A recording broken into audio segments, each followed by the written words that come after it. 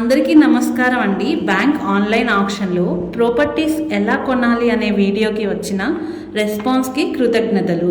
మా SRK team వారు ఇప్పుడు మీ ముందుకు ఆన్లైన్ ఆక్షన్లో మనం విన్ అయితే తర్వాత ప్రాసెస్ ఎలా అనే వీడియోతో మీ ముందుకు వస్తున్నాం.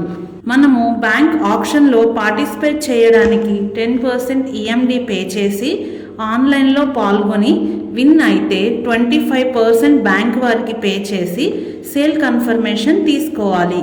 ఈ సేల్ కన్ఫర్మేషన్తో బ్యాంక్ వారు మిగిలిన 75% పే చేయడానికి మనకు 15 రోజుల వ్యవధి ఇస్తారు. ఈ 15 రోజులలో మనం మిగతా 75% అమౌంట్ని లోన్ ద్వారా కానీ క్యాష్ ద్వారా కానీ పే చేసి బ్యాంకు వారి నుండి సేల్ సర్టిఫికేట్ తీసుకొని సేల్ సర్టిఫికేట్ ఫార్మాట్లో మన పేరు మీద రిజిస్ట్రేషన్ చేయించుకోవాలి.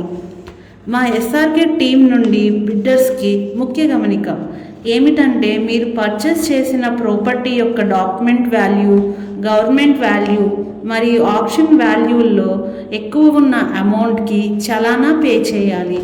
మరియు 50 లక్షల కన్నా ఎక్కువ ప్రాపర్టీస్కి 1% టీడీఎస్ పే చేయాలి.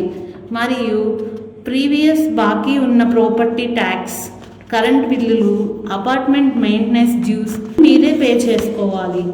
ఇలాంటి ఆసక్తికరమైన మరెన్నో ఆక్షన్ ప్రాపర్టీస్ గురించి తెలుసుకోవాలనుకుంటున్నారా?